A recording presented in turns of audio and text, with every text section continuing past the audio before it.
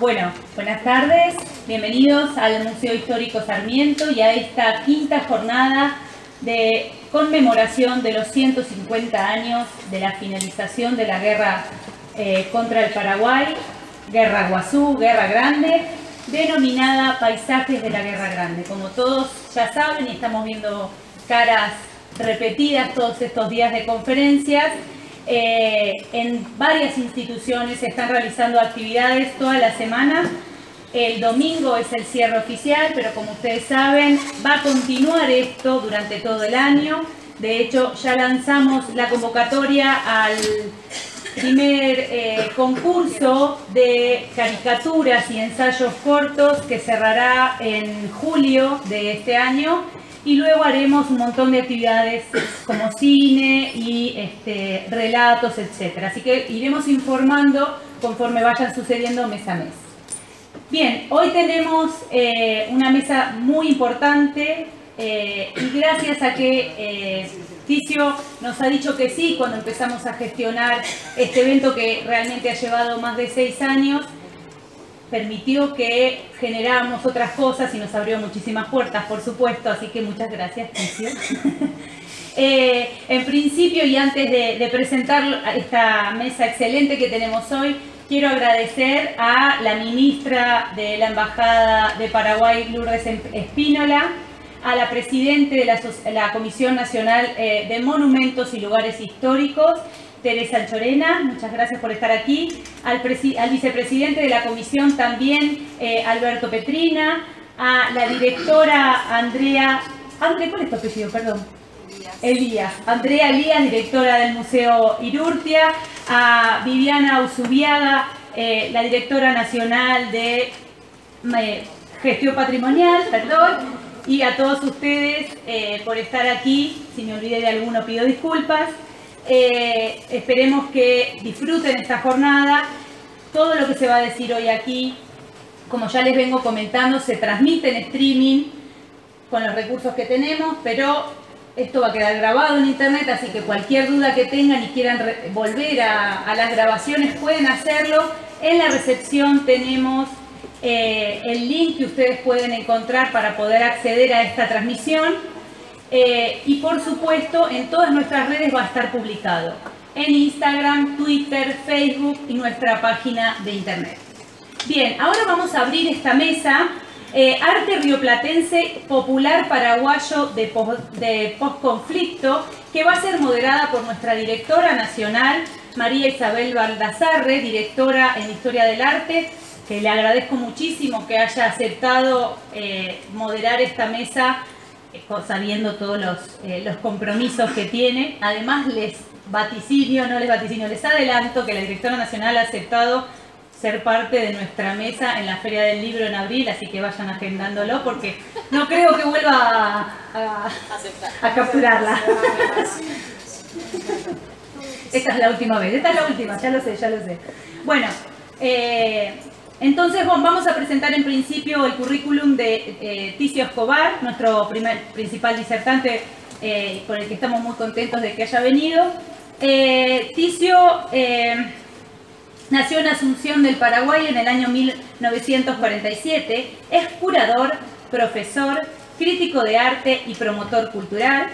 Se desempeñó como presidente de la Asociación Internacional de Críticos de Arte Paraguay, presidente de la Asociación de Apoyo a las Comunidades Indígenas del Paraguay, director de Cultura de Asunción y ministro de Cultura de Paraguay. Es autor de la Ley Nacional de Cultura de Paraguay y coautor de la Ley Nacional de Patrimonio. Ha realizado numerosas curadurías nacionales e internacionales. Tiene escrita una docena de libros individuales sobre teoría de arte y la cultura. Ha recibido condecoraciones otorgadas por Argentina, Brasil y Francia.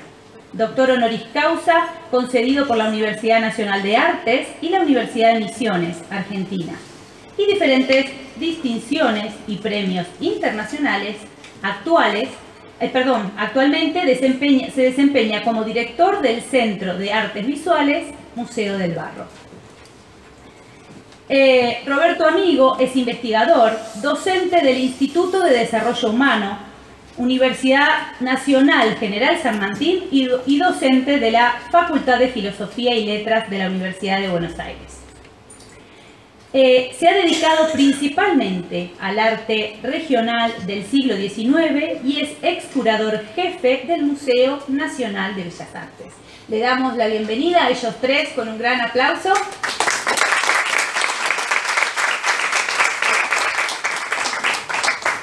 La palabra. Muchas gracias. Bueno. Hola, ¿me escucha? Bueno, gracias Virginia por esta oportunidad. Si tengo estas oportunidades durante la gestión, creo que voy a tener fuerza para continuar, porque realmente yo vengo del mundo académico y para mí poder seguir vinculada con dos intelectuales como los que tengo sentados acá al lado, a quienes admiro mucho, de los que aprendí mucho, tanto Igor como Ticio, ¿no? Que combinan una erudición y una sensibilidad, que digo que eso no es tan común respecto de mi querido arte del siglo XIX, así que para mí es un honor estar acá. Gracias por esta invitación y gracias Ticio y Igor, para mí es Igor, por esta charla y esta posibilidad. No quiero hacer una introducción muy larga, sino simplemente por ahí disparar para después las presentaciones. ¿Cuánto ustedes creen que esta guerra grande fue la primera guerra americana que se contó en imágenes? Que es un poco lo que muchas veces se dice, ¿no? En realidad no es que no había imágenes previas a la guerra, pero esta guerra Guazú se produce en un momento de una masificación de la cultura impresa que hace que la cantidad de imágenes que se produzcan sean inéditas en relación a otros conflictos armados del continente. ¿Qué piensan ustedes? Si esta hipótesis es tan así, si se comprobaría de la misma manera para el caso argentino, brasileño, paraguayo, uruguayo. O sea, ¿qué pasa con esta guerra, no? Y pensar también en cómo las imágenes de esta guerra siguen siendo tan activas y tan pregnantes en el siglo presente, en la época presente, ¿no? Cándido López sigue siendo un artista de mucho atractivo, es muy interesante lo que sigue suscitando su pintura, ¿no? Esta pintura de historia, por ejemplo, que rompe tanto con lo que las expectativas del siglo XIX podría tener respecto a una pintura histórica, y en otros aspectos creo que no lo rompe tanto porque es muy documentada, ¿no? Bueno, no quiero extenderme mucho más, les dejo la palabra y después cualquier cosa hacemos preguntas, un diálogo o abrimos el debate al público. Gracias, Ticio. Gracias, Igor. Hola, buenas noches, buenas tardes a todos. Gracias por la invitación al Museo Histórico Sarmiento. Es un placer que el museo se reactive y participe en los debates. Y sin duda las conmemoraciones sirven a veces para pensar los problemas en una larga duración. Aunque es una conmemoración un poco ficticia esta, ¿no? Porque ¿quién puede datar con precisión la guerra del Paraguay, ¿no? ¿Cuándo empieza y cuándo termina? ¿Sí? Aunque tenemos la convención de que es una guerra que comienza en el 65, es un resultado de las guerras civiles previas, y la podemos pensar desde el bombardeo de Paysandú, y tampoco termina en 1870, ¿no? Otra vez empezó a terminar con la muerte del mariscal, pero Paraguay es un territorio ocupado, ¿no? La Gran República Americana, ¿sí? En los términos del siglo XIX, ocupada por largo tiempo, pagando impuestos de guerra mucho más tiempo, con su territorio partido y dividido, con gran parte de su población masacrada. Entonces la guerra no termina en el 70, ¿no? Tal vez tendríamos que pensar en una larga duración de una posguerra que se une con el comienzo de la guerra del 35, ¿no? La guerra. Entonces, lo que voy a hablar hoy, en verdad me invitaron, la primera vez que me invitan es para hablar de las mujeres y la guerra, y yo no trabajo esos temas, ¿no? Soy no trabajo tampoco la cuestión de género. Entonces dije que no, ¿sí? Pero como me encanta compartir mesas con Ticio sobre el tema y venimos compartiendo mesas y exposiciones ya a lo largo tiempo, era muy difícil decir que no a la invitación, ¿no? Por más que es un tema que yo no domino. Entonces no voy a hablar desde la cuestión de género, que es algo que desconozco, ¿sí? Sí, pero sí voy a hablar de algo de una representación que tiene que ver con lo femenino, ¿sí? O una manera en que tiene que representarse lo femenino que tiene que ver con la representación de las ideas, ¿no? Algo que tal vez habría que repensar, por qué en las alegorías, en la tradición alegórica, siempre que uno tiene que representar algo que tenga que ver con la razón, aparece la mujer, ¿no? La alegoría femenina como una fuerza indiscutible para ser representada. Entonces voy a trabajar a partir de la idea de un cuadro emblemático que está aquí expuesto en un ploteo, ¿sí? Que es el de la paraguaya de Blanes, ¿sí?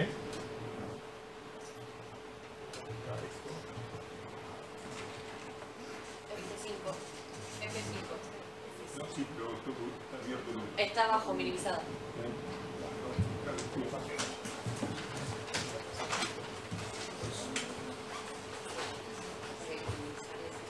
El paso del tiempo.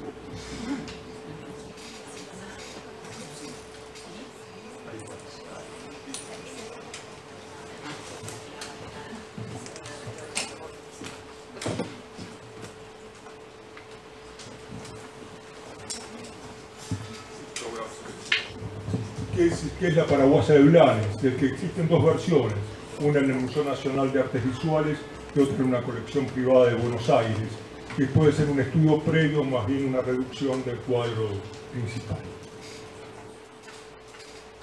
Es un cuadro de 1879, que es un año medianamente clave en el desarrollo de la posguerra, ¿no? Es cuando empieza esa transición a ciertas posibilidades democráticas del Paraguay, un proceso eleccionario que terminará entre asesinatos, exilios y nuevos conflictos para constituir ese modelo de república democrática marcado por las ideas liberales, ¿no?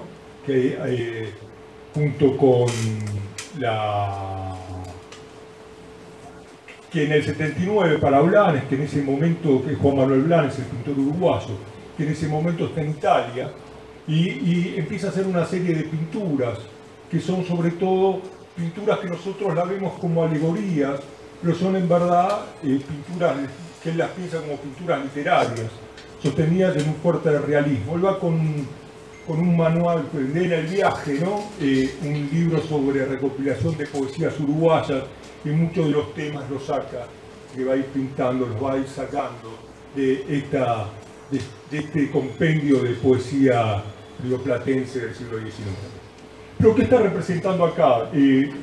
Si la ven con claridad, es una mujer, ¿sí? Con vestimenta medianamente que se puede leer como campesina del siglo XIX. Tal vez no se observa muy bien, pero hay muchos detalles que hablan de esta idea del Paraguay, ¿no? Del Paraguay como una nación con una identificación muy fuerte, que son los colores patrios, que es algo central para identificar los discursos nacionales dentro de la pintura del siglo XIX, ¿no? Si ven la banda del vestido, ¿no? La faja, y sobre todo abajo, no sé si se ve desde allá atrás, hay una bandera paraguaya que cubre el rostro de un muerto, ¿sí?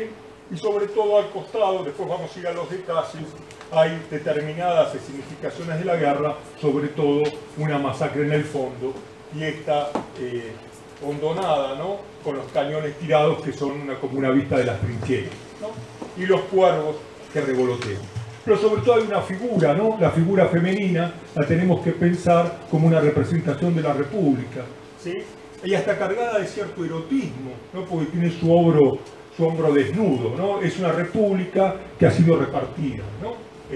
Y compungida. Por eso se relaciona fuertemente con algunos modelos pictóricos que Blanes había trabajado ya desde la década del 60, cuando se forma en Italia en el taller de Antonio Chiseri, que son estas pinturas de carácter religioso y de contenido carácter erótico, por ejemplo el tema clásico de la Casta Susana, que son los modelos de aprendizaje en el académico en los que él empieza a entender cómo se representa el cuerpo femenino. Podemos rastrear esta representación del cuerpo del femenino desde un cuerpo bíblico, desde un cuerpo bíblico, ¿sí?, a un cuerpo republicano, ¿no?, como un pasaje, ¿no?, de la religión a la república, que también es la tensión que tiene Blanes. Estamos acá en una sala vinculada a la masonería. Blanes era masón, ¿sí?, estaba vinculado a la masonería católica, algo que empieza a desaparecer hacia fines del siglo XIX.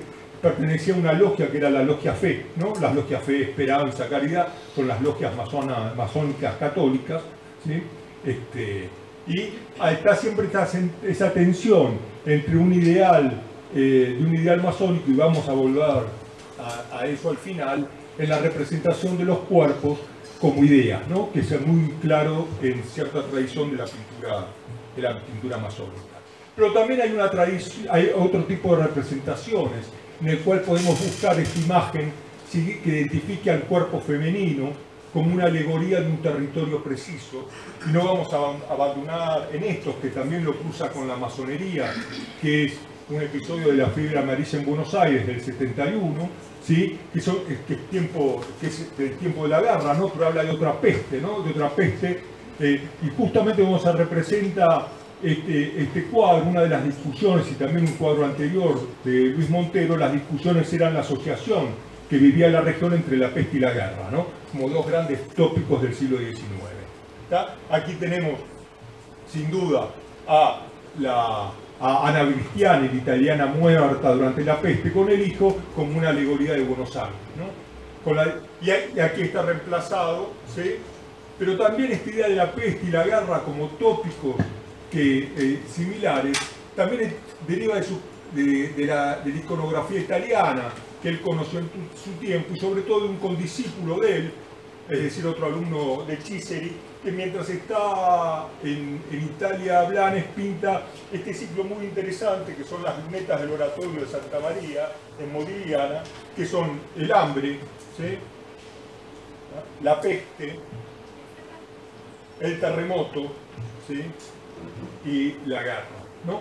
Y son estos puntos que, aunque forman una luneta, y podemos pensar en términos del realismo pictórico, de algunos tipos de cuestiones que estéticamente comparten Lega y Blanes, lo que interesa ver estos corrimientos que hay todo el tiempo, salvo el terremoto, que no es un punto que nos toca, por lo menos en el corredor del Río de la Plata, pero sí cómo se van mimetizando las representaciones de la guerra, de la peste y del hambre, ¿no?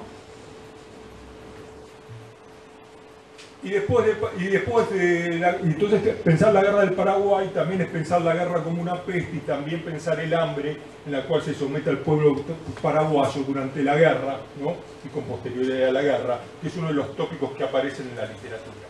Pero hay otra relación más cercana, que es del mismo tiempo, que es también en el 79, más o menos de los mismos tamaños, hace otra imagen, ¿sí?, que es la de la cautiva, ¿sí?, que se vincula con la iconografía de la frontera, pero también con los límites de discusión, ¿no?, de las dos fronteras que implica la guerra del Paraguay y la guerra contra el indio, como un símil común, que son esos espacios físicos donde Blanes, como americanista, era consciente que se comenzaban a limitar los estados-nación modernos. Y Blanes era muy consciente de esto. Una de las cartas que escribe a su hermano, ¿sí?, que es de 1879, 1890, ¿no?, y se conserva casi toda la correspondencia activa, lamentablemente no la pasiva, no sabemos las contestaciones del hermano. Para esta época Blanes le escribe: soy rosista, sigo siendo rosista, viva Juan Manuel de Rosas, yo sé muy bien por qué, ¿no? Entonces diciendo, y tiene que ver con la recuperación de un espíritu americano, que Blanes empieza a autodenominarse a sí mismo el pintor americano en respuesta a estos nuevos dibujamientos de los límites territoriales que la guerra de Paraguay implica, pero también la guerra de frontera con el indio. Recordemos que estamos en 1879, en plena campaña del desierto. Entonces hay que ver que tanto La Paraguayo como La Cautiva son obras complementarias. Tal vez habría que pensarlas como parte de un proceso discursivo, y discuto esto con algunos textos sobre La Cautiva, que no es una imagen positiva, ni cristiana, ni magdalenizada de La Cautiva, sino que al contrario, es un modelo de sumisión, ¿sí?, que implica un nuevo ordenamiento territorial.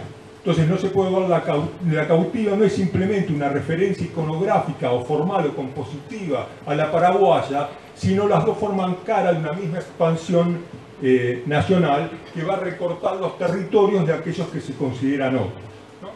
Y pone fin a una idea muy fuerte, una idea americana para manejar la región a favor de la organización liberal conservadora de las repúblicas sudamericanas.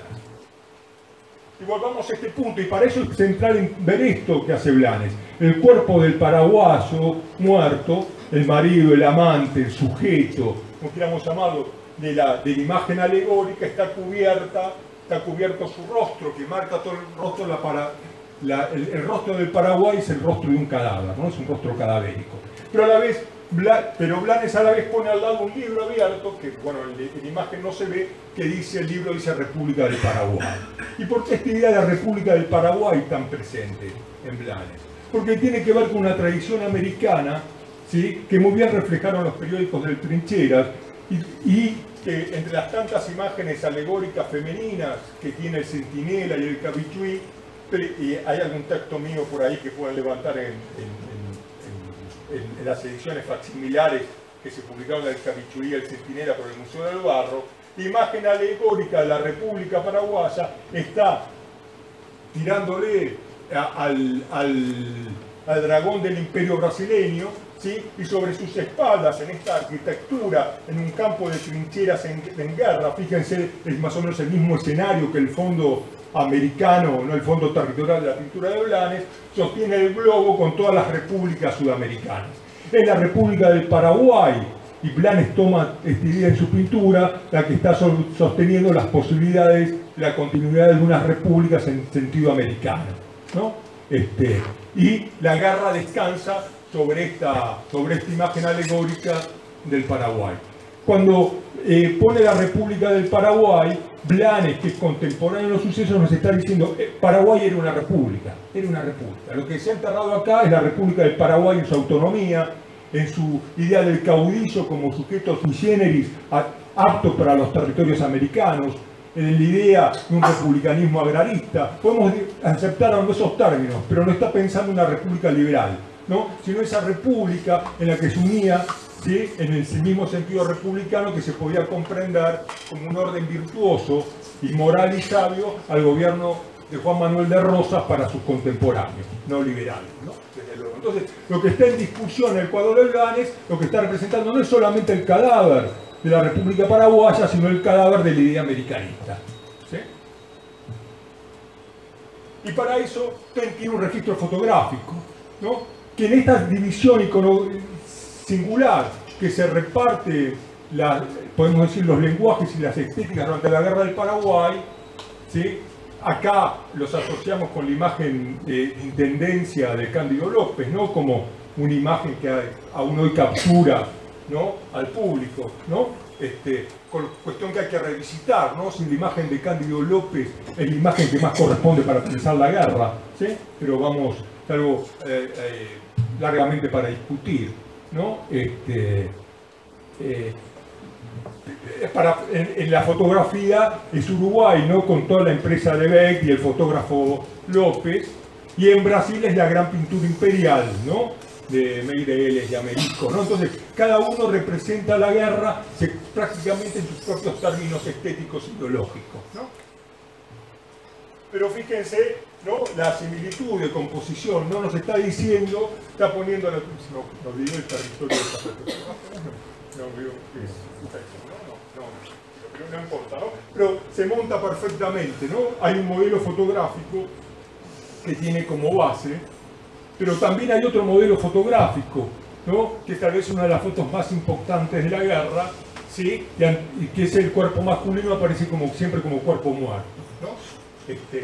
Que es el octavo con un montón de cadáveres de Potrero de Piris. Fíjense que también Blanes pone atrás, en el fondo de la pintura, otro montón de cadáveres. Pero también hay otra relación, que hace también en 1879, otra imagen, otra pintura exactamente del mismo tamaño.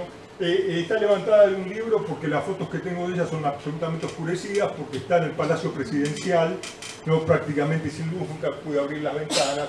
Entonces es una foto de un viejo libro que se llama El último paraguayo, ¿no? Como ven, prácticamente son las obras de la misma medida, entonces hay que pensarla también en otro tipo de relaciones con este conjunto.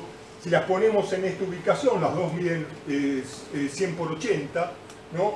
Parece casi que hasta la mirada no solamente se dirige al cadáver muerto, sino a este paraguayo. También fíjense el que con la banda de la bandera paraguaya es el último paraguayo muerto en las trincheras, ¿no? Es la derrota, ¿no? Entonces podemos pensar la combinación como derrota y posguerra, ¿no? La República hundida y la última imagen, ¿sí? Heroica, ¿sí? De la defensa del Paraguay. Voy más rápido, obviamente, para también Cándido López representa después la batalla de Curupaytí, y me interesa mostrarlo porque lo que representa Cándido López en una pintura que registra la vida cotidiana no son los combates, sino algo que él no vio, ¿no? Porque él está herido, que es el saqueo, ¿sí? De las vestimentas y las ropas, o lo que él representa es una violación del cadáver, ¿sí?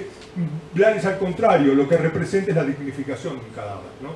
El cadáver puesto como idea, que se emparenta con una idea de la República. Aquí en Cándido López los cuerpos son sujetos del uso discursivo liberal, ¿no? Son instrumentos individuales de una política, no sujetos que representan ideas, ¿no? Cándido López es un pintor sin ideas, básicamente. Por eso es interesante ver en la pintura de Pueyrredón, ¿sí? Que es contemporánea a la guerra, otras posibilidades liberales de la representación femenina, que también se cruzan con lo alegórico, que es la idea de la viuda, ¿sí? Que es la idea del máximo decoro que puede tener la mujer de un guerrero, ¿sí? Entonces, ahí está el cuadro de Díaz, muerto en los campos de Curupaytí, con fondo inventado como posible Curupaytí, es un retrato de muerto, y al lado está la mujer vestida de viuda con todo el decoro que le va a esperar de aquí hasta su muerte, que es una San Valente, pero atrás, para marcar su condición de monumento mortuorio de la pintura y recuerdo en el espacio hogareño, ¿sí? Del coronel Díaz, es un sauce llorón, ¿no? Que es el símbolo que se ponía en las lápidas, ¿sí? Fúnebres de Buenos Aires en los años 50 del 70, ¿no? Entonces, esta es otra de las posibilidades de representación de la mujer en la guerra, que es su papel liberal, burgués, de viuda, que pedirá las pensiones correspondientes al Estado Nacional, ¿sí? Por eso son dos maneras de contraponer una visión de la mujer en la guerra. Y Blanes se niega a esa cuestión moralizante de la mujer paraguaya, del sacrificio del paraguayo, esa cuestión, ¿no?, que aparece siempre en el discurso de la mujer sacrificada, heroica, que entrega su polla. Él la pone como una mujer a la vez que expresa que ve el cadáver de su marido. Por contrario, Sáenz Valente de Díaz no ve el cadáver de su marido, ve al espectador, al visitante, al público que tiene enfrente. Muestra su decoro de viuda, no el sacrificio por una idea. Y finalmente, me interesa comparar estas dos derivas de las fotos que utilizó Blanes. Blanes, en las fotos que utilizó como registro para alguna de sus pinturas, ¿sí?, que habrá comprado el álbum, sin duda, atrás también figuraba una alegoría en muchas de esas pinturas, que es el isotipo de la casa comercial de Bate, que es una alegoría norteamericana, ¿no? Y que es con lo que circulaban muchas de las fotos de Bate. Funcionaba atrás con este isotipo, con una que curiosamente porta un gorro frigio con republicano, ¿no? Es una república comercial, ¿no? Tal vez nos permitiría otro largo análisis, ¿no? que es interesante, porque también una imagen similar es la imagen de la patria que va a elaborar Blanes poco tiempo después, ¿sí? Como contraposición a un modelo de que la patria es un altar, ¿no? El altar de la patria, ¿no? Se llama el altar de la patria. Ven que la patria aquí es un altar, la patria es un altar, es el sentido de patria, no en un sentido netamente nacional, sino en un sentido de suelo, ¿no? En un sentido de altar de nuestros antepasados, ¿no? Esa idea de que la patria es también donde están enterrados nuestros muertos y nuestros antepasados, una patria más grande y común. El altar de la patria, la idea de la patria que es un altar, casi como una cuestión votiva, tiene mucho esta pintura derivada de la idea central de la paraguaya. Y finalmente, ¿sí? Por azar que estamos en una sala masónica, ¿sí? Las dos razones, que es una pintura de 1882.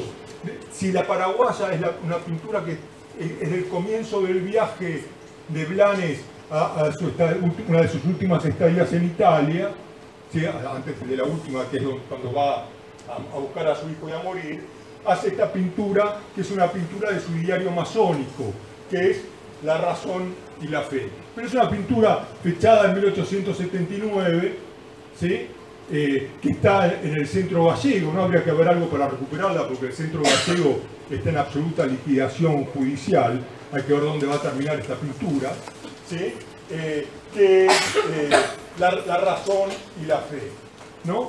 Pero es una pintura de larga elaboración por Blanes, ¿sí? Que va desarrollando una enorme cantidad de dibujos preparatorios que tiene que haber comenzado hacia 1880, porque es un cuadro de enorme tamaño y muy trabajoso, que coincide también en parte con la representación del tratamiento de los cuerpos de la paraguaya y de algunas otras obras del periodo. Tal vez la propuesta sería repensar la paraguaya, ¿sí? Y repensar la cautiva y otras obras a partir de este conjunto de estudios preparatorios para una gran pintura alegórica masónica, donde está la disputa central de fines de siglo, que no solamente es una disputa entre región y nación, sino también una disputa entre razón y fe, y que en muchos casos no se pueden conciliar. Bueno, muchas gracias.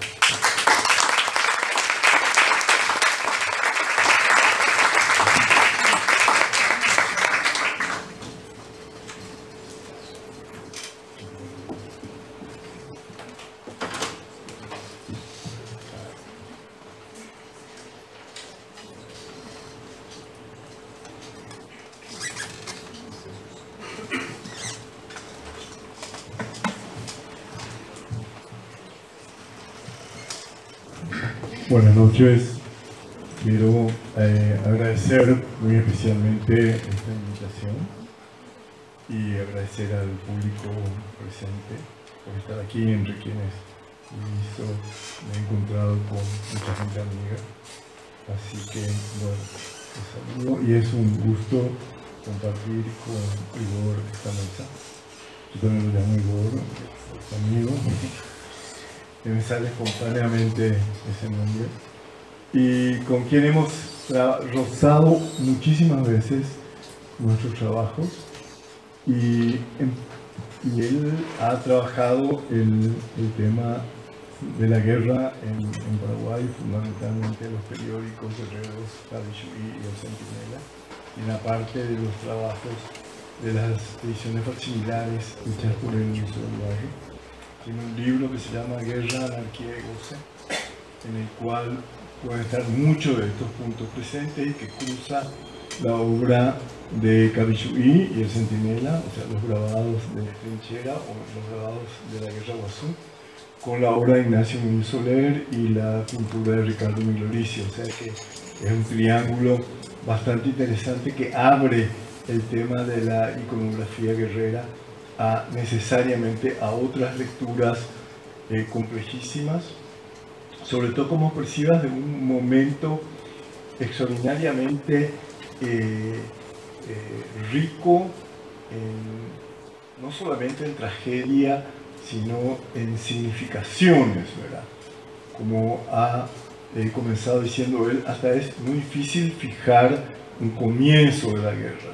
Y en un momento determinado, yo entiendo que comenzaron estas conmemoraciones, que no celebraciones precisamente, sino conmemorar, recordar juntos, hacer un acto de memoria colectivo acerca de un acontecimiento, en el sentido así grande de acontecimiento, como algo que no ha terminado de suceder, o por lo menos que no puede ser escrito totalmente, que no puede ser cerrado, que no existe una superficie de inscripción suficientemente amplia como para retener eso, o en escritura, imagen, figura, lo que fuere.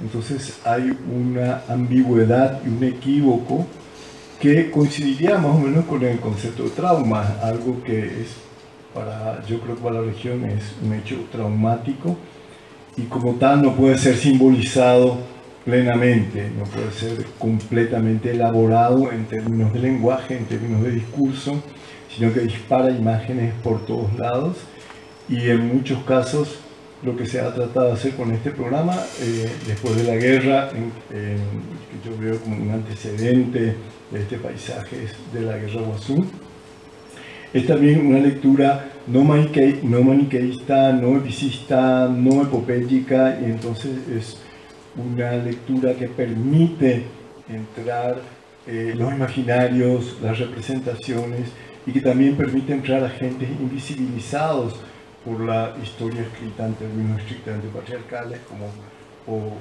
logocéntricos, como pueden ser las mujeres, los indígenas y sectores que no generalmente han sido como extremadamente idealizados hasta un extremo de su invisibilización, o directamente han sido desconocidos totalmente, como el caso de los pueblos indígenas, ¿no? Cuando se hablaba de esta ambigüedad, yo de pronto acá recordé esa magnífica película de José Luis García que se llama Cándido López, que él con un mangrullo intenta fijar exactamente una perspectiva, creo que es del paisaje Curupaytí justamente, y le es imposible hacerlo porque no encaja, ya fuere que el paisaje fue cambiado, ya que la altura de la atalaya donde él sube no le permite, o es demasiado alta o demasiado baja, pero esa imposibilidad de encontrar un punto de vista, y aparte se contradicen paisajes porque tienen perspectivas simultáneas a lo largo de una horizontalidad tan desplegada, es imposible mantener un punto de vista central, y necesariamente la escena transcurre con licencias retóricas desde el punto de vista de la representación formal naturalista, que no sé si pretendía tampoco serlo, pero sobre todo esa imposibilidad de ver la guerra desde un solo lugar. Y eso se repite en la narrativa continua de la película, ¿no? En los malentendidos, la película llena de malentendidos, de los más triviales, de niños discutiendo, de maestras hablando, hasta personajes, hasta peones argentinos y paraguayos hablando. No tiene tanto que ver con una discusión político-ideológica o histórica, sino de interpretación de pequeñísimos sucesos que hacen a un desencuentro profundo en torno a la posibilidad de una interpretación de un hecho que se recusa a ser como completamente comprendido, y que aparece como algo que rebasa el orden simbólico, no puede ser completamente explicado.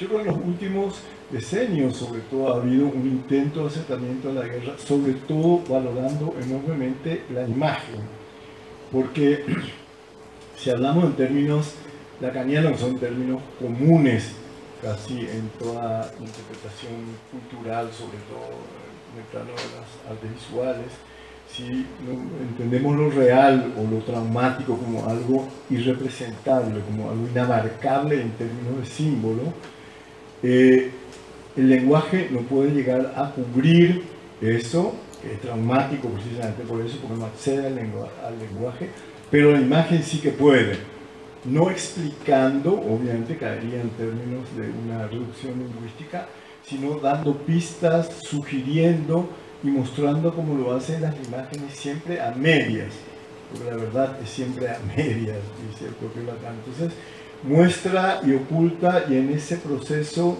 de ocultamientos y desocultamientos es que aparecen indicios, pistas o posibilidades de abordar una cuestión que en sí es inabordable en términos de una explicación última. Han pasado 150 años y el tema de la guerra sigue suscitando pasiones, sigue suscitando enfrentamientos en torno a la propia figura de López, que es un villano, un héroe absoluto, y una lectura que no admite, o por lo menos le cuesta admitir los medios tonos, las sombras o las posibilidades de discutir como sumamente complejo, un hecho que por cierto lo fue, que involucra muchas dimensiones políticas, geográficas, regionales, históricas, irreductibles a un solo punto de vista. Entonces,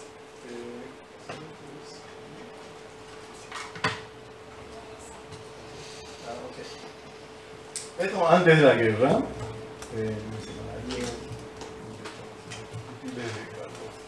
López, y cómo aparece enseguida la mujer como en la dimensión que había planteado recién Igor, como la figura sublimada, idealizada, que es una manera también de sacar de medio a la mujer concreta y real y convertirle más o menos en una imagen abstracta, idealizada, convertida con ideales así griegos o clásicos por lo menos de belleza, rodada de sus hijos o de personas que representan las distintas artes y oficios, y ella como figura superior vestida con el tupoi, que es la vestimenta propia o característica de la mujer del siglo XIX y gran parte del siglo XX también, y que marca también una presencia del vestuario, de la ropa, del género muy fuerte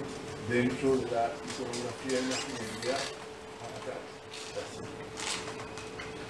En esto, ya en plena guerra, la mujer siempre apareciendo también como una alegoría de la patria, de la victoria posible, de la idealización de todos los valores más altos y nobles asociados a la nación, que se defiende con clarinetes, con espadas, con aureolas resplandecientes y con coronas de laureles, ¿no? Con el león como símbolo de la pureza, de la valentía del guerrero, etc. Lo mismo pasa en esta imagen, que aparece justamente la mujer dando la sangre, o la mujer extraída en una imagen bastante compleja de la mujer dando la sangre por la patria, ¿no? Por los tres países contrincantes, y la mujer con un dejo siempre de peplo clásico en su vestimenta, etc. La imagen de la mujer abnegado, personaje sombra en cierto sentido del hombre y sostén del hombre de segunda fila, del hombre que va a luchar y a defender la patria, se gestó fundamentalmente durante el siglo XX. Un grupo de mujeres historiadoras principalmente, como Marimonte, que dio una charla acá, Ana Barreto, pero también Lina Vareiro, que se acercaron desde el punto de vista de la sociología y de la sociohistoria y la antropología misma, ¿verdad? Estudia, y por supuesto Linda Rivarola, que me sirvió esta fotografía justamente, es como analizan cómo incluso aparecen durante el estronismo voces disidentes a la lectura idealizada y al mismo tiempo orientada a menguar la figura de la mujer, reduciéndola a la compañera abnegada que tiene fundamentalmente el papel de cuidar el hogar, mientras que el hombre valiente iba a luchar. Y acá en esta escena aparece bien el hombre dando la bendición como un buen padre de familia, que se dejaba a las mujeres al cuidado de la casa, y el hombre iba a la lucha, ¿no? La imagen de la mujer aparece subrayada especialmente en un momento heroico, que es la donación de las joyas a las cuales se refirió Igor hace un momento, pero también, según este grupo de historiadores, sobre todo Ana Barreto, con quien he conversado y ha escrito más sobre este tema, y Marimonte también, soslayan el hecho que las damas patricias que daban sus joyas dejaban de lado también a las asambleas que tenían las mujeres en este momento para decidir estrategias de apoyo, participación e incluso de solventar aún simbólicamente la guerra, porque por más que se juntasen todas las joyas en ese momento no podrían reunir una suma tan importante como para que tuviese un peso dentro de la economía de la guerra, ¿no? Pero también las deliberaciones que tenían como...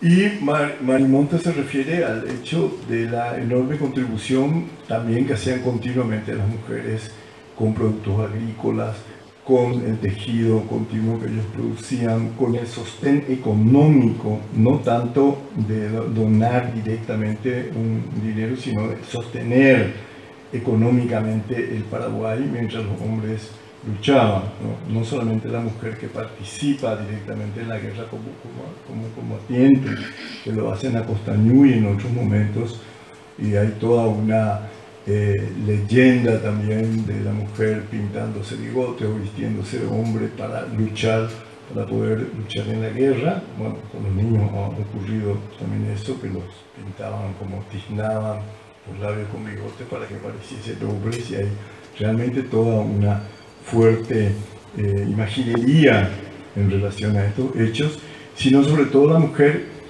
productora de la economía, por una parte, y por la otra, la mujer reconstructora del Paraguay, en un momento en el cual el número de muertos varones era inmenso, y la encargada de reconstruir y de rehacer económicamente el Paraguay fue indudablemente la mujer, ¿no?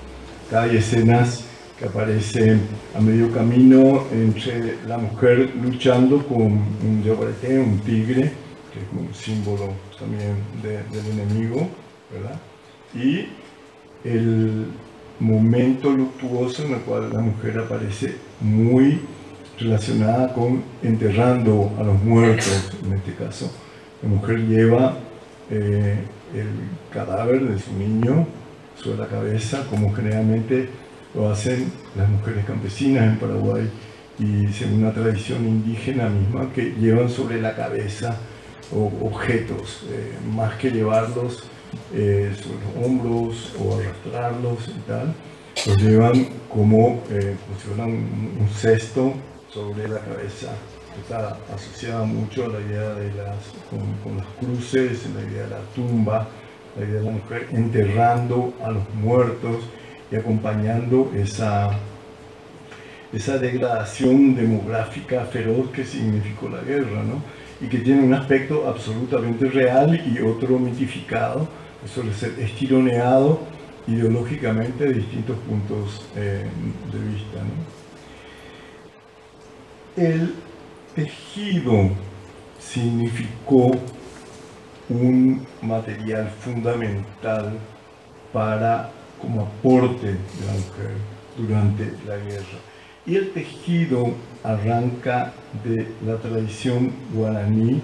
Los guaraní, esta imagen es de un indígena guaraní, Paitautera, es una imagen, un periodo de iniciación, y usan lo que ellos llaman AOBT. AOBT quiere decir la verdadera ropa, que es la ropa ceremonial guaraní para el Cunimpecu, que es el rito iniciático masculino, y son las mujeres tejiendo, cultivando, cosechando, haciendo los hilos de algodón y luego haciendo con telares o con distintos sistemas de ruecas el propio tejido, el ornamento y de este traje, que a mí me interesa mucho recalcar esa sobrevivencia de algunos momentos por debajo de la trinchera o el tajo feroz que significó la guerra, ¿no? Esto es una figura de origen precolombino. Es decir, el traje es precolombino, aunque sea contemporáneo, se lo siga usando hasta hoy día, ¿verdad? Y sigue siendo tejida. Ahí salió después el tupoy femenino, el algodón que se siguió todo el tiempo produciendo antes, durante y después de la guerra y se produce hasta hoy. Es una continuidad obstinada, porfiada y que marca así una de los aportes más importantes, no solamente en términos de cultura material o en términos de pragmáticos de ropaje, sino el término simbólico y estético, que significa una manera propia de vestir. El color blanco, que se mantuvo durante el siglo XIX y gran parte del siglo XX como color fundamental de vestimenta, ¿verdad? Es fundamentalmente por el color del algodón natural, con el cual primero se tejían y se siguen tejiendo estos ropajes, ¿verdad? Y en algunos casos se da una cuestión interesante de apropiación de la mujer.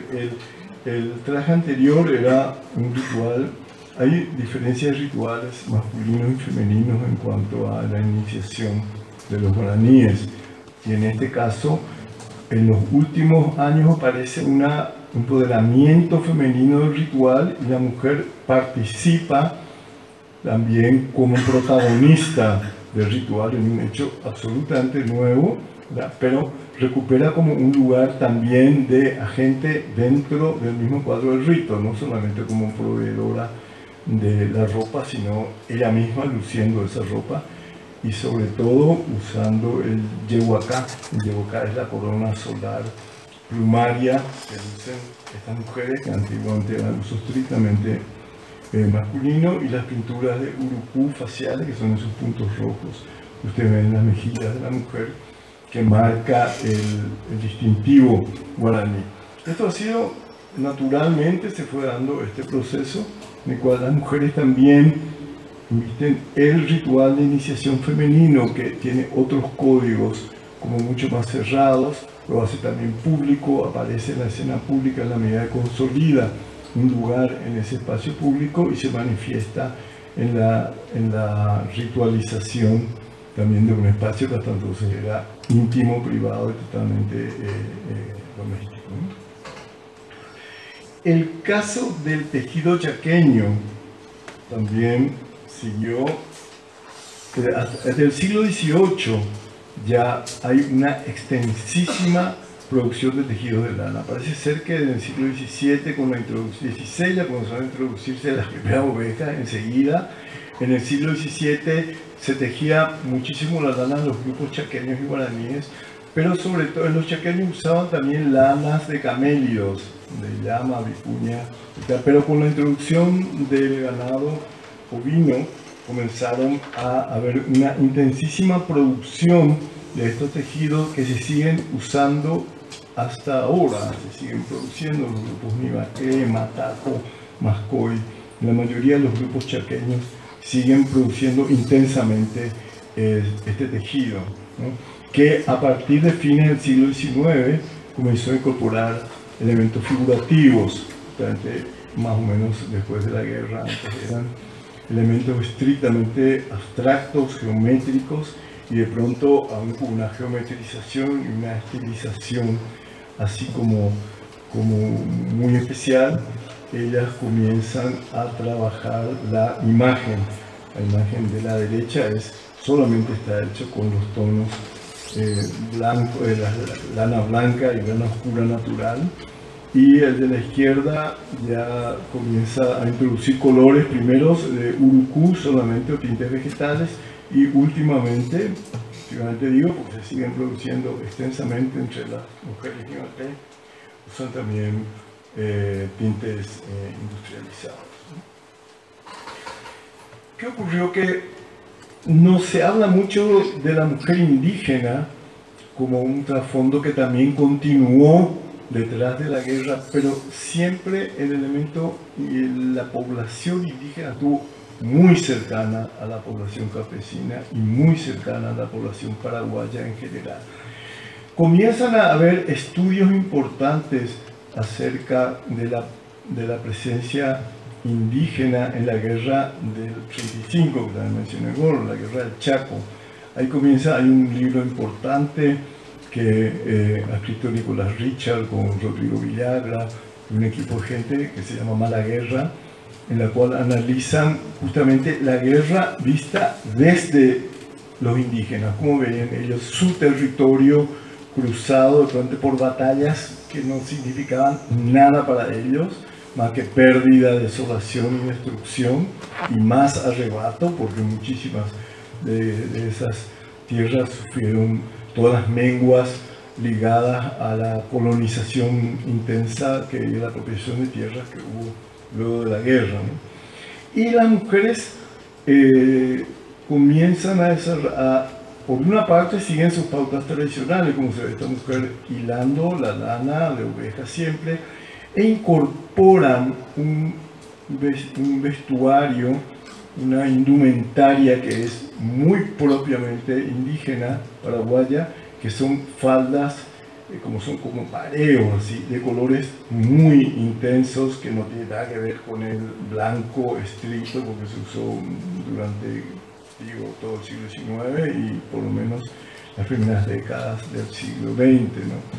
Estos colores configuran toda una estética propia que se conecta y se vincula absolutamente, incluso hablando en términos así evolutivos, estéticos, formales, evolutivos, como significa una continuidad que de a poco va incorporando elementos y va adaptando un cromatismo y un diseño que son totalmente nuevos, ¿verdad?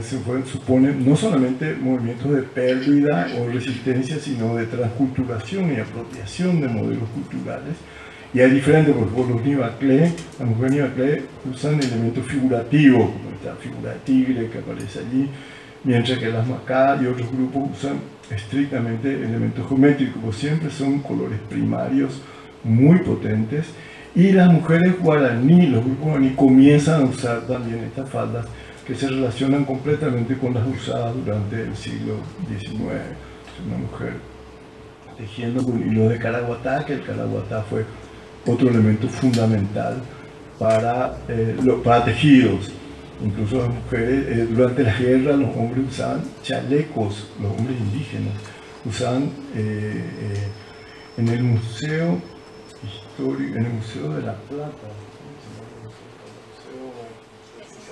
Museo de Ciencias Naturales, existe un ejemplar único de una armadura, diríamos, hecha de tejidos muy apretados de caraguatá, que eran usados durante las guerras, también tejidos por mujeres, que era la tejedora siempre, ¿no? Acá ven mujeres mancuí que usan esos colores así como muy potentes, que son la continuación y la adaptación, la apropiación de elementos usados durante el siglo XIX, readaptados posteriormente durante las guerras, hasta llegar a una apropiación o creación de un modelo completamente original de vestimenta, que es totalmente diferente al que usan generalmente las mujeres de la sociedad nacional, y que están ligados no solamente a rituales ceremoniales, digamos, sino también, sobre todo, a la vida pública y el uso social, festival social,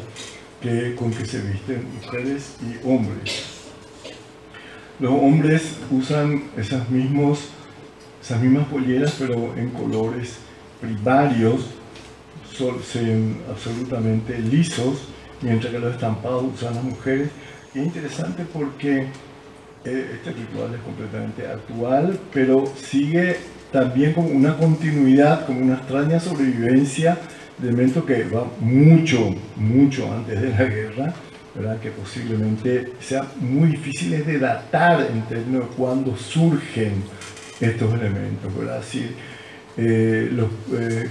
a mí me tocó pedirle a José Antonio Lacera, que es el director del Museo de Altamira, que hiciera en Paraguay un estudio acerca de las cuevas, de las pinturas rupestres de la Mambay, y él llegó a la conclusión científicamente demostrada por distintos elementos que la cultura guaraní tiene por lo menos 4.000 años antes de Cristo. Comienzan esas pinturas que son proto-guaraníes, son guaraníes.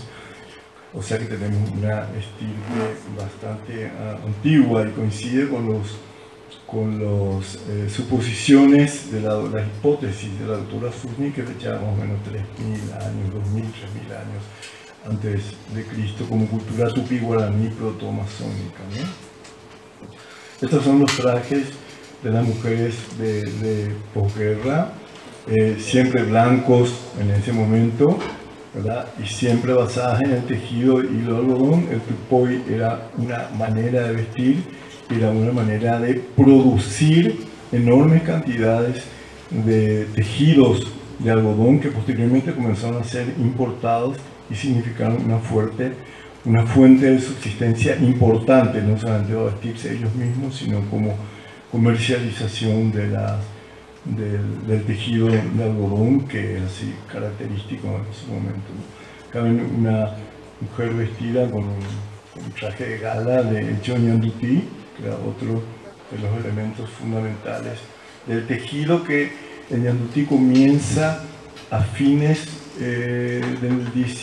mediados del siglo XVIII, cuando ropaje de iglesia, fundamentalmente el encaje de Canarias, reinterpretado, reformulado y todo, difundido y divulgado como tejido propio de las mujeres, y no solamente como de las mujeres de clase alta, sino del mestizaje en general.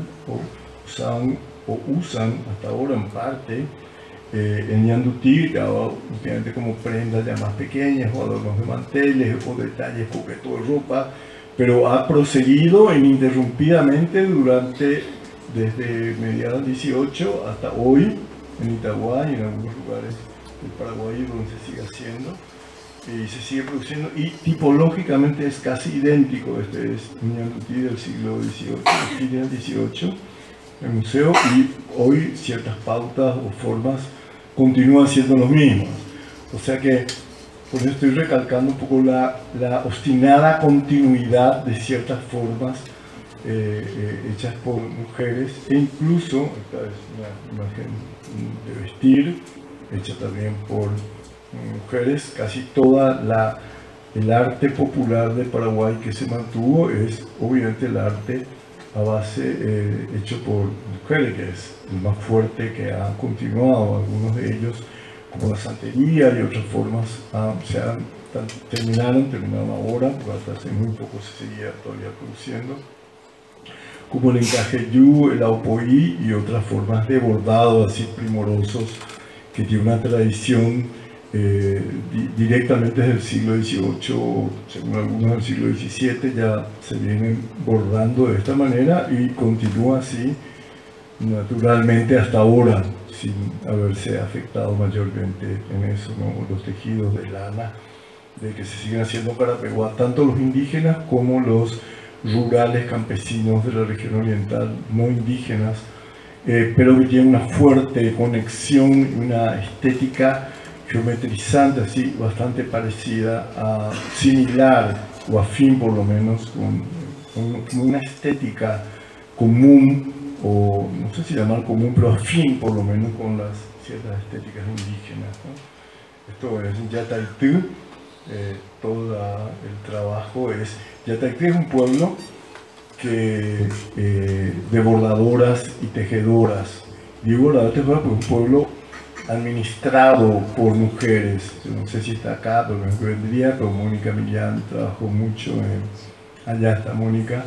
Ella trabajó mucho en este lugar, conoce mucho, y es un pueblo así primoroso, así es como si el paisaje o el poblado mismo fuera la continuación de ese mundo pulcro de encaje, cuidado, limpio.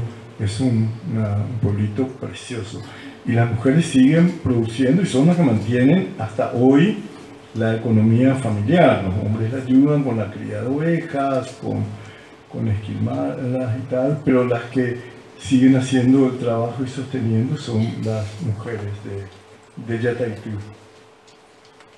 Son camisas actuales de Aopoí, se siguen haciendo hasta ahora. Está muy relacionado con la guerra, el Aopoí. Aopoí quiere decir, Ao es género o tela, y Poí es fino, no delgado, también en el sentido de liviano, pero también en su sentido, que en español tiene el doble sentido de decir fino, algo primoroso, algo especialmente pulcro, bien atendido, desarrollado. Y a esta camisa se suele llamar la camisa del mariscal, porque hay camisas del mariscal López que son de Aopoí, claro que no solamente las usaba él, sino se usaban en general, y siguen produciéndose, entonces se les llama camisa mariscal, a lo mejor repitiendo como se repiten los nombres casi sin conciencia de su origen etimológico, ¿no? Pero camisa mariscal es este modelo de camisas, ¿no? Lo mismo el otro gran rubro que es la cerámica. Acá está la mujer con el típico tupoi indígena guaraní, criollo, mestizo, casi general, del vestido blanco de Aopoí, ¿verdad? De la tela es el Aopoí, la tela fina, el algodón fino, ornamentado con encajes de bordados diferentes, ya sea ñandutí o el Aopoí bordado, etc., ¿no? La cerámica es otro elemento hecho por las mujeres que tiene una transformación, una continuidad enorme y sobrevivió a todas las desgracias del Paraguay, todos los desastres de la guerra y todos los males de la colonización y tal.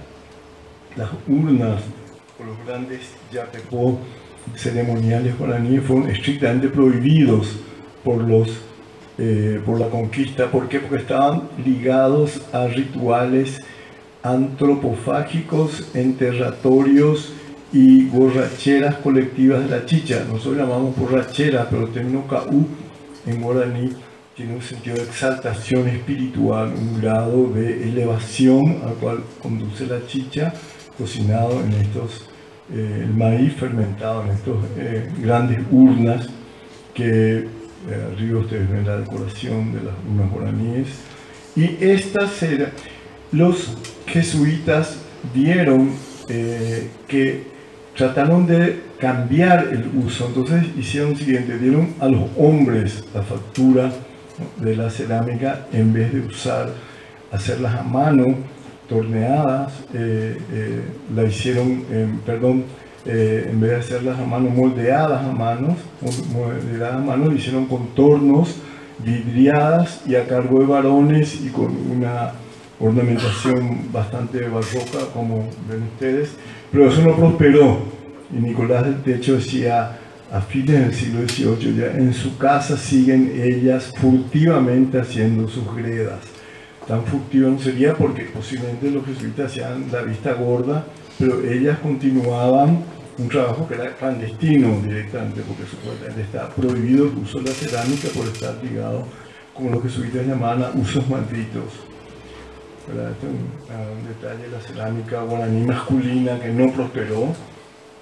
Enseguida continuó la cerámica de origen guaraní, tanto la cerámica chiriguana de influencia andina muy fuerte, como la cerámica en barro, Nivacle, que son objetos propiciatorios de fertilidad femenina, y la cerámica Caduveum, Bayagua y Curú, que es enormemente rica y que supone como un movimiento contrario a la colonización, a la imposición del barroco colonial que hicieron los jesuitas en el Paraguay, que forzaban a un modelo barroco que era domado por el indígena, simplificándolo a una geometría mucho más rígida y lineal, de acuerdo a la sensibilidad guaraní.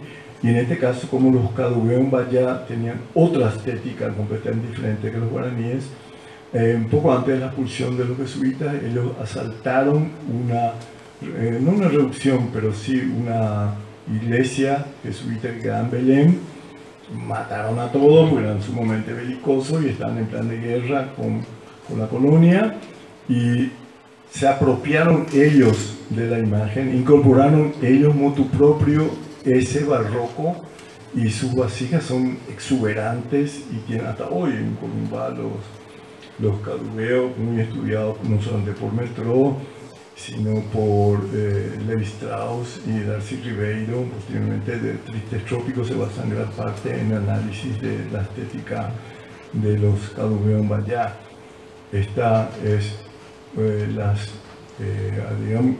los Guaycurú tenían una sociedad de castas y clases muy fuerte, y las mujeres nobles, se ornamentaban con pautas barrocas el cuerpo, pintándose el cuerpo, que tenía un compromiso menor con la propia tradición y podía ser removido el cuerpo con pintura, mientras que en el rostro seguían los tatuajes estrictamente geometrizantes propios del tiempo. Ellos no tuvieron un problema en incorporar, quedaron encantados con el barroco, a diferencia de los guaraníes, que lo rechazaban y lo incorporaban a su pintura corporal, a todos sus distintos elementos. Esto también pasó a la guerra. Esto es una fotografía de 1906 tomada por Giuliani.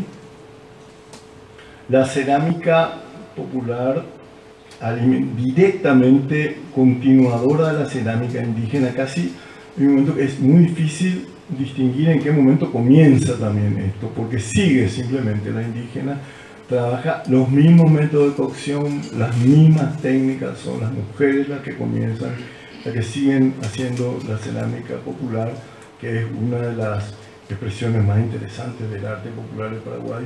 Y en algunos casos, como en el caso de Julia Isidre, una gran artista, yo diría del arte del Paraguay, porque son, o Virginia Yeglo, que son enormes creadoras y que retoman, pero basándose siempre en esa misma tradición de los hornos, de las formas de cocción, del engobe, del fumigado, de todas las técnicas guaraníes, y el sistema de tradición de ir pasando es así desde siempre. Entonces, ¿qué puedo decir? Desde siempre, porque terminó la cerámica guaraní, pero continuó en esta cerámica rural paraguaya. El mismo caso de la talla, que tuvo menos ímpetu porque estaba a manos de hombres ser realizada, ¿verdad? Y sin embargo ahora de pronto las mujeres comenzaron a tomar también la práctica de la talla, que es un hecho nuevo, que la mujer se ocupe de la talla. Así como también en contrapartida se están dando casos de mujeres que enseñan a sus hijos varones a hacer cerámica, cosa que hubiera sido impensable hasta hace 30 o 40 años antes, que era una labor estrictamente femenina. Y bueno, con esto termino porque ya estamos. Así que muchísimas gracias.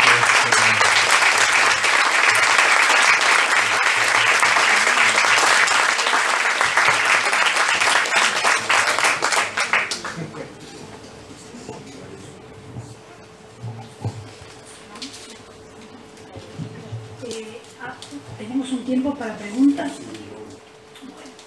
Bueno, ¿quién quiere empezar? Un comentario más para complementar. Que acá en Buenos Aires existe un grupo bastante interesante de mujeres que son bordadoras de ñandutí, que dan clases, que hay hombres que toman clases de ñandutí, y también hay gente que borda el aopoí, y hay también hombres. Conozco un joven odontólogo que su familia viene de Tahití y que también es bordador también de aopoí. O sea que se está produciendo ahí un cruce de uno y otro aprendiendo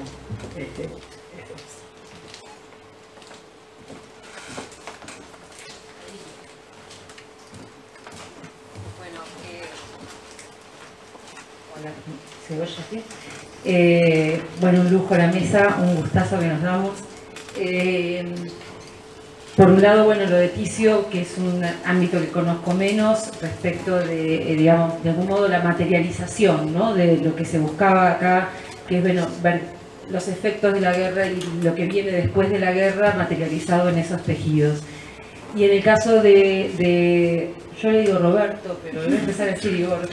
De Igor, había varias cosas tengo para comentar, pero después para seguir charlando eventualmente, pero me gustó poderosamente esa referencia, esa carta que hiciste de Blanes a su hermano Manuel, supongo, al hermano dibujante. No, se llama Manuel, el hermano...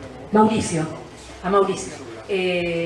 Y donde él manifiesta ser rosista convencido, eso por un lado me gusta y quiero saber... Sí, después manifiesta, se hace roquista, o sea, no es, digamos, es la carta de la coyuntura de esas pinturas. No, perfecto, pero digo... Porque él decía, un artista no tiene ideas políticas cuando es contratado, digamos. Estas son interesantes estas pinturas que no son encomiendas, digamos.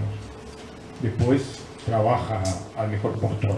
Digo, pero es coherente con alguien que estuvo del lado de Oribe, sí, en el sitio de Montevideo, digo, para rescatar ese historia. Él siempre recuperó el lado oribista toda su vida, más allá de que para quién trabajar. Perfecto. Ese es un error de mis textos cuando leo la pintura del roquista, ¿no? Y que hace 20 y pico de años el texto es un desastre, ¿no? No es un desastre, sigue resistiendo. Pero sí, pero es un desastre, está mal.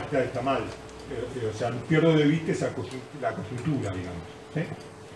Y una pregunta, porque siempre cuando yo veo la paraguaya, en realidad no llego a la paraguaya por eso, pero estuve trabajando mucho las representaciones de Anita Garibaldi en Rugendas, sí. Y siempre la relaciono de algún modo con la pintura de Delacroix de la niña huérfana en el cementerio. Sí. Que ligo inevitablemente con esa postura melancólica, que creo que en la paraguaya incluso se da más, la misma vestimenta, el mismo hombro descubierto. ¿Hay alguna relación explícita entre Blanes y Delacroix? Sí, lo vio siempre. Él, aunque se forma en Florencia, los únicos viajes que hace, no va a Roma, por ejemplo, pero sí va a París, digamos, ¿no? Y después en este viaje sí recorre casi todo con sus hijos. En verdad, no quiere decir que la relación entre esas pinturas sean comunes, ni tampoco con Rugendas, ¿no? Que es otra tradición, es una tradición bávara. Con las pinturas de Rugendas de Anita y Garibaldi hay que tener mucho cuidado porque muchas no son Anita y muchas no son Garibaldi, ¿no? Están mal catalogadas, ¿no? Y Nerojea ya zanjó un poco esa cuestión, ¿sí? Sobre todo el matrimonio paraguayo, ¿no? Que se llama matrimonio paraguayo, se vincula, no es... No, yo me refiero al regreso de Garibaldi de la regreso, y a la alegoría de la revolución. No es el regreso, es la partida de Garibaldi de Montevideo, que es una pintura que está en el Cabildo de Montevideo, que es el 45. Y después la que se dice que es Anita Garibaldi, que es una mujer parecida a esta, que porta una bandera, ¿no? Que no es Anita Garibaldi, no hay nada que justifique esa imagen de Anita Garibaldi, ¿no? Hay toda una construcción discursiva que hay que revisar caso por caso, ¿no? Que Dinero Ojeda, que es el que estuvo en Rugenda, tampoco lo salva, ¿no? Para zanjar ese tipo de relaciones, ¿sí? Sin hablar con las falsificaciones de algunas obras, ¿no? El matrimonio paraguayo es el caso de Montvoisin, ¿no? Que también se lo vincula con Anita, digo, se cruza Rugendas, Montvoisin, ¿sí? Lo que voy es que Blanes seguro que vio Montvoisin, pero que no vio Rugendas, salvo cuando estuvo en Chile, que es en el 73. Es decir, cuando hace estas pinturas, Blanes ya vio a Rugendas, ya vio a Montvoisin y ya vio a Delacroix. Si toma eso, no, siempre siguió siendo un pintor del Ottocento italiano, ¿sí? Es otra tradición visual, la de Chiseri, la de Silvestro Lega. O sea, no se cruza con la tradición francesa, aunque la ve, tampoco se cruza con la tradición bávara, ¿sí? Digo, si conoce a Montvoisin, es también vía Delacroix, que fueron condiscípulos, ¿no? O sea, lo conoce, digo, porque conoce mucho la pintura, conoce a Montvoisin porque hay Montvoisin, ¿no? Y en Chile, o sea, tiene contacto. Con Chile va en el 73, es decir, antes que realice esta pintura. O sea, cuando hace esta factura ya vio todo. Si es por haber visto, no quiere decir que tenga influencias directas. Es un pintor del Ottocento italiano, marcado en su formación de los años 60, en la Florencia, que es una Florencia del Risorgimento, ¿no? Con ese carácter romántico y la recuperación de cierta identidad nacional a partir de la pintura. Es decir, volviendo al ciclo oribista, hay que pensar también a Blanes como un pintor soldado, ¿no? En su estructura mental, que no es el caso ni de Rugendas, ni de Delacroix, ni de Montpasant. ¿Sí? Yo quiero hacer un comentario. Me encantó, Igor, esta idea del pasaje de un cuerpo religioso a un cuerpo republicano, ¿no?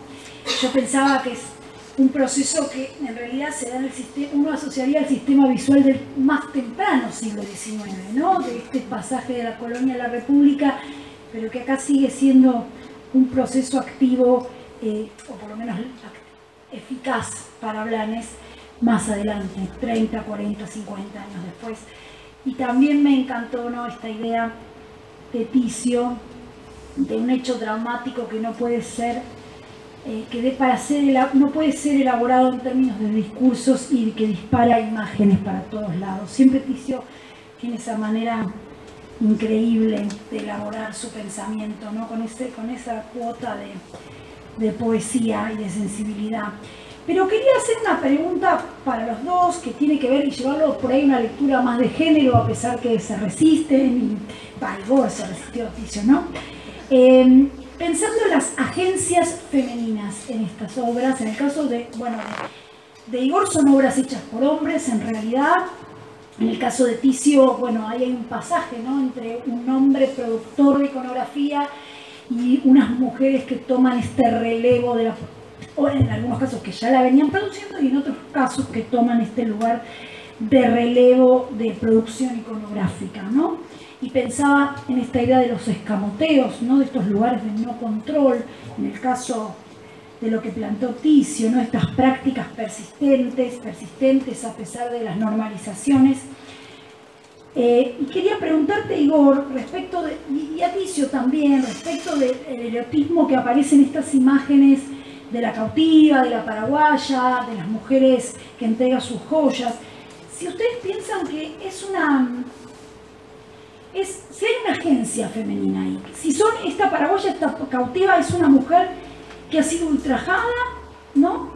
O sea, que ha sido realmente mancillada en esa desnudez que muestra, o es una mujer en realidad sensual, donde esa sensualidad es una sensualidad activa por parte de esa cautiva, por parte de esa paraguaya. No me termino de dar cuenta, o si es un lugar intermedio, no lo sé, si es una mujer que asume esa sensualidad o es sensual a pesar de, como producto de una violación o de haber sido mancillada, que es una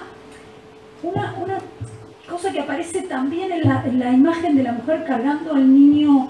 Es muy fuerte esa imagen, porque es una mujer cargando a su hijo sobre su cabeza en una canasta, ¿verdad? Su hijo muerto, pero además es una imagen que tiene mucha sensualidad. Así que por ahí es una idea que me disparó la conversación. Confieso que lo de agencia femenina no lo entiendo mucho, discúlpenme, pero no lo entiendo mucho, lo de agencia femenina. Sí, yo creo que hay que digamos que cuando hablamos de erotismo, de la imagen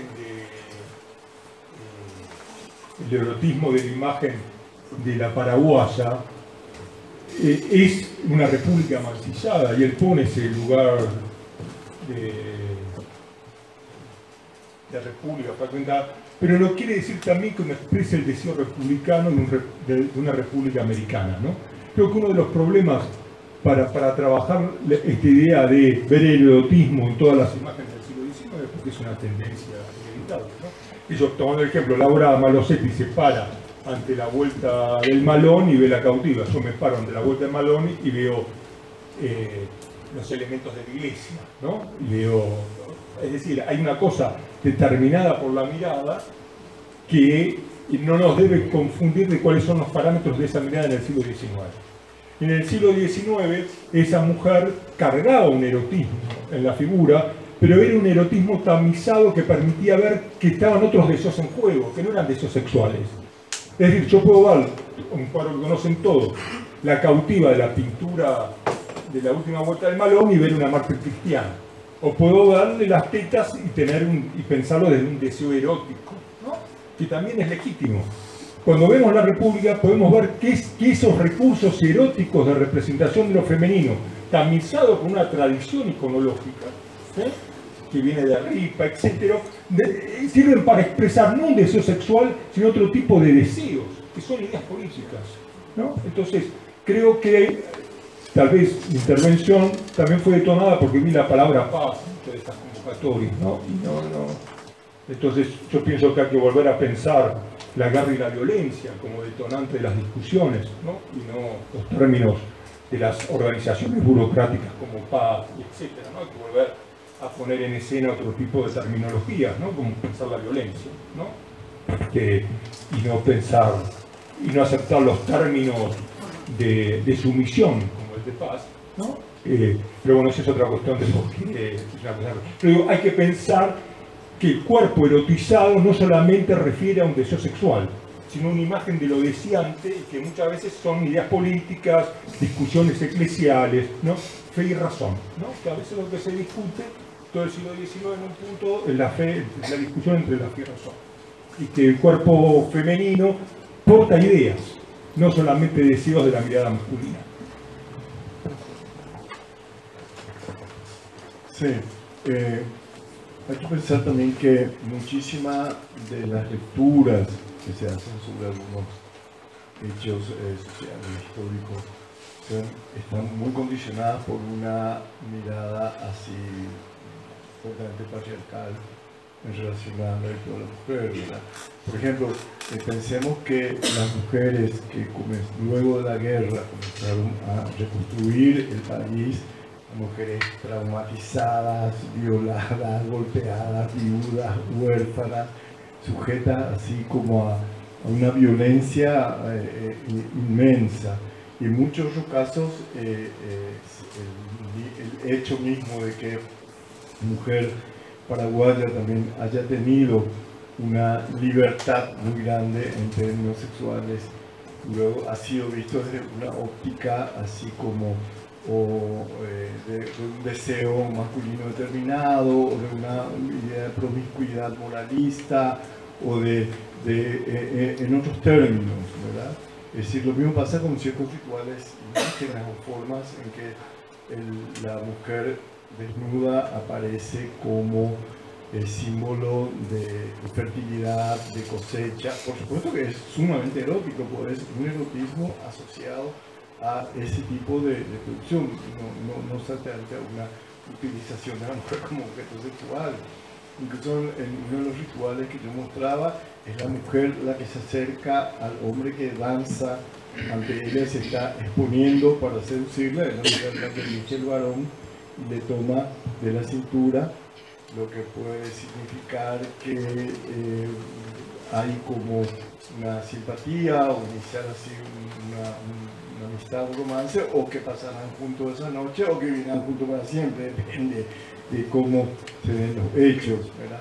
Pero esas mismas cuestiones muchas veces los propios indígenas sustraen a la discusión porque se dan cuenta que enseguida adquiere como otro tipo de lectura y se carga de una interpretación diferente, ¿verdad? O cargada incluso muchas veces de prejuicios, otras veces así directamente de una discriminación moralizante, lo que tiene que ver con rituales, o incluso rituales indígenas, Ishir, que hay orgías rituales, por ejemplo, ellos no hablan de ese tema, porque se dan cuenta que enseguida es leído desde otra óptica.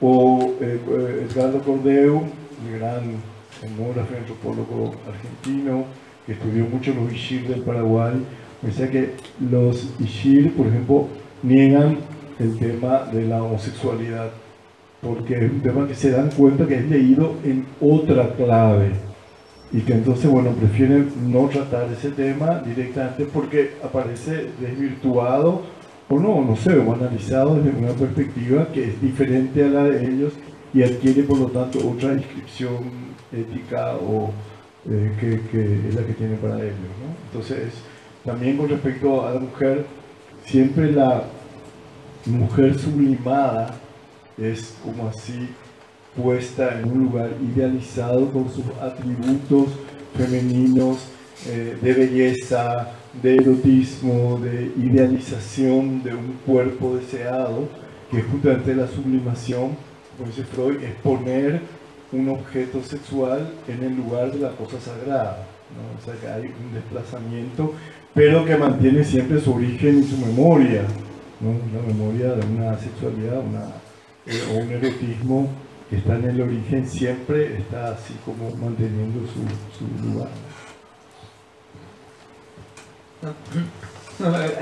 Frente a eso, no pienso que hay mucha transferencia excesiva quizás de ideologías sobre el cuerpo de la mujer, ¿no? Y que hay algo que yo creo que está incluso, uno claro puede cargarlo de erotismo, porque ¿qué es eso de erotismo? El erotismo puede ser en un caso una mirada que no le pertenece a ellos. Yo digo porque me parece que a veces que lo más importante en el caso de la mujer son los niveles de sensibilidad. Entonces, en el hombre, más en época de guerra, toda una cuestión así, de toma y daca, cosas de blanco, blanco, negro, negro. Entonces se le transfiere desde símbolos republicanos a erotismo, la ven en la cama o la ven levantando banderas, y no la ven como mujer, es decir, porque yo creo que la mujer, ¿no es cierto? Y a veces se ve también en muchos animales, el hecho de que, es decir, que no tiene, es decir, el guerrero, por ejemplo, no tiene una... y el cazador también es algo que va derecho al blanco, entonces tiene que ver, se le tiene que atribuir un significado. Pero yo creo, incluso las cosas de los cuadros blancos también me gustaban por los niveles de sensibilidad que se ven. ¿No? Aquí pasaste ella, ¿por qué no ver como un ser sensible, que no tiene que estar representando una idea que sea útil, ¿no es cierto?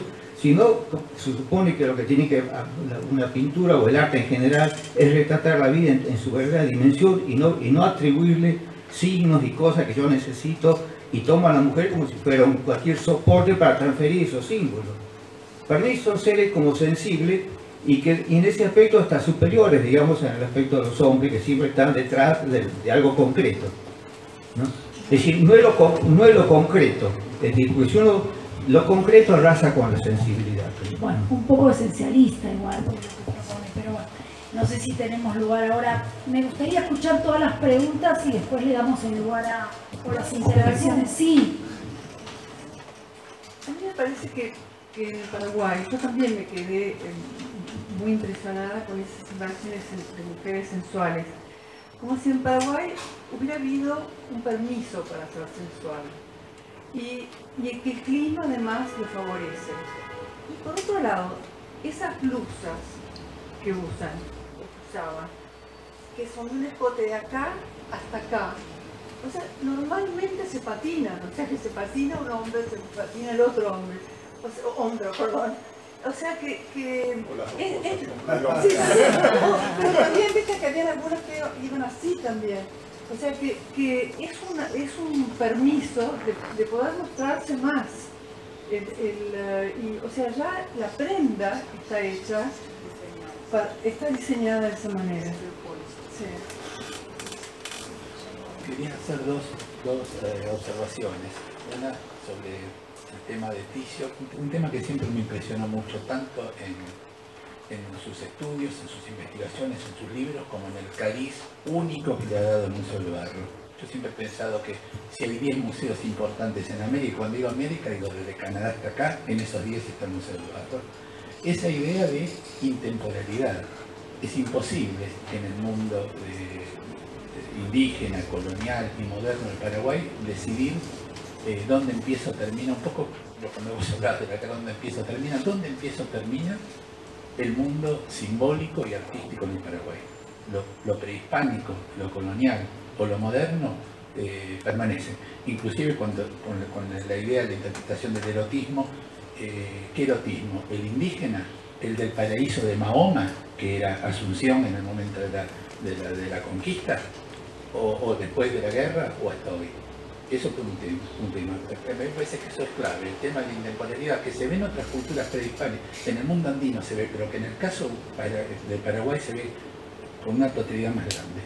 Y después me pareció muy importante, Roberto, tu reflexión, esas dos fronteras situadas entre la Guerra Grande y entre la conquista del desierto y nuestro Luis XIV, que fue Roca, en el sentido de colocar las fronteras naturales definitivas de la Argentina, que no cambiaron, hacia el Chaco y hacia la Patagonia, me parece que es un hilo importante a través de las dos imágenes, de las dos pinturas, en esa conexión con una decisión política que estuvo marcada en ese...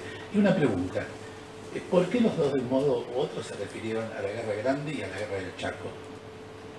¿Qué conexión ustedes vieron allí? O por lo menos, ¿qué continuidades? Sobre lo de Blanes, profesor le decía cuando preguntó a Adriana sobre el texto ese, yo creo que a Blanes hay que pensarlo de una manera similar con el tema la frontera en el sentido de José Hernández, ¿no? En el sentido del desplazamiento político que tiene José Hernández, ¿no? Acá se nos un libro de Alperín Dongui sobre eso, hacia el roquismo, ¿no? Hacia cierta necesidad de orden, ¿no? Creo que Blanes hace el mismo proceso. Pero yo creo que hay que diferenciar un poco las cautivas del 79, ¿no? A las cautivas posteriores del 80 y pico, ¿no? Hay un proceso que se da quiebre justamente en ese momento, ¿no? Pero bueno, esa es una cuestión para discutir más largo. Pero el tema básico es entender la relación con la guerra del Chaco, está incluida en la pregunta, ¿no? Que es la definición de los límites territoriales nacionales y las disputas de hegemonías políticas en la región, ¿no? Creo que hay una continuidad de fijación de límites nacionales, que es la guerra del Chaco, la no guerra con Chile en el lado argentino, ¿no? Por eso las asociaciones son inmediatas, y aparte que son las dos grandes guerras fratricidas que tuvo Sudamérica, ¿no? Son las dos. Pero la del Pacífico la del Pacífico fue una guerra menos fratricida en el término de que fue la destrucción, fue el desembarco en el 81 y la destrucción 79, fue una guerra de expolios, ¿no? No fue una guerra fratricida, es una guerra de expolio chileno contra el Perú, ¿no? ¿Qué? Una invasión y un quite territorial, ¿no? Básicamente, ¿no? A Bolivia y a Perú. Pero fue otro tipo de cuestión. Y para pensar el tema indígena, ¿no? Que yo no lo traté porque no está en parte de las preocupaciones de la cultura erudita del siglo XIX, ¿sí? Las dos guerras son muy distintas. Porque la guerra del Chaco es sobre todo en el territorio indígena, y en el cuadrilátero que se desarrolla la guerra del Paraguay, es una guerra muy cruenta pero en un territorio muy limitado, ¿no? Entonces son dos procesos territoriales distintos, ¿no? Pero son las dos guerras centrales, ¿no? Una del 19 y otra del 20, y creo que la guerra del Chaco es conclusiva en ese aspecto, ¿no? La guerra del Chaco viene a terminar del otro lado fronterizo lo que empezó el Imperio del Brasil, ¿no? Sí, en términos imaginarios, la guerra Guazú, o el juego se llama la guerra Guazú, es la guerra grande o la gran guerra, la madre de toda la guerra. Eso está como si alguien habla de la guerra en Paraguay, está hablando de la guerra Guazú, ¿verdad? Y la otra, hay una asociación casi retórica, metonímica, si se quiere, porque fueron en términos históricos bastante seguidas. El Paraguay se estaba comenzando a recomponer aproximadamente cuando la Segunda Guerra, es como las guerras mundiales, ¿no? Fueron relativamente muy de seguido, y hay una serie de similitudes en las cuales se puede estudiar lo que decía Igor. La guerra del Chaco afectó fundamentalmente a los pueblos chaqueños, ¿verdad? Mientras que la guerra involucró también pueblos guaraníes, pero en la región oriental del Paraguay. Son territorios distintos, pero son vividos imaginariamente como historias de guerra, casi conforman una sola guerra. Inevitablemente uno comienza a hablar de la guerra grande y termina hablando también de la guerra del Chaco.